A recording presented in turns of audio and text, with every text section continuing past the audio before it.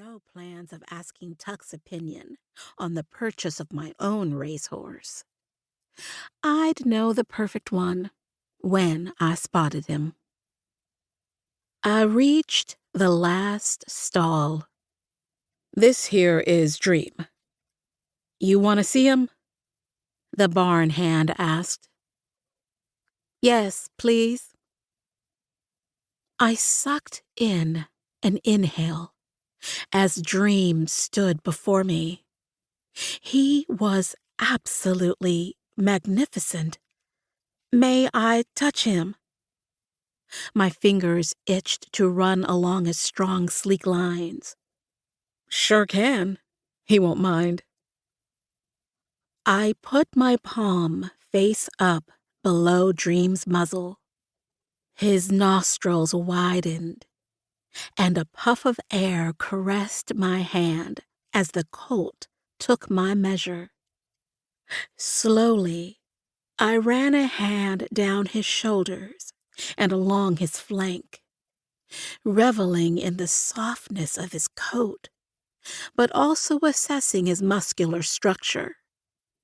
He didn't shy away from my touch and held a calm disposition. No, not calm. Regal. I continued my assessment by running my fingers along his knees, down his cannons to his fetlocks, my hands allowing me to feel what I couldn't see. His repository had shown he was injury-free. All the X-rays and other medical tests had shown him to be a healthy horse, but I wanted to feel for myself. "Why are they pushing you this early?" I whispered softly. Why had his current owner decided to give up on Dream being a Derby contender? His ears flickered backward, listening to my voice. I caressed his neck, keeping my volume low as I spoke. His racing speed hadn't been as fast as the others that ran the eighth of a mile, but he was no slouch either. I could see the promise in him. Perhaps his regal personality kept him from getting in the trenches with the others. I wanted to ask the handler, but I would have to decide this on my own. Everything I saw of Dream showed me he could go the distance. "You could be mine," I whispered. I stepped away, noting other potential buyers filling the stables.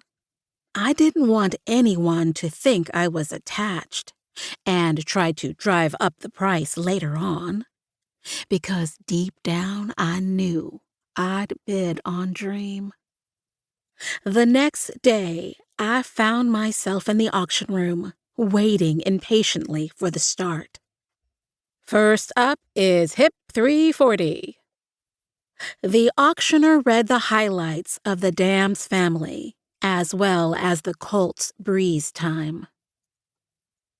Then, when I saw Dream on stage in the auction ring, well, something in my heart clicked.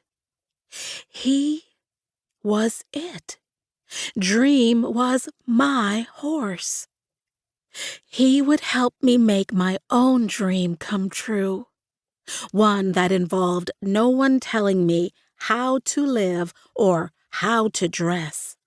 I didn't want to run a 300-acre stable like my folks. Something much smaller and less formal was more my speed. I leaned forward, heart pounding within my chest. Once again, I couldn't get over how stunning the 2-year-old was. If he did well in the Derby, he could go on to sire many winners after him. I'd prayed all last night for wisdom regarding him and one of the other horses I'd marked.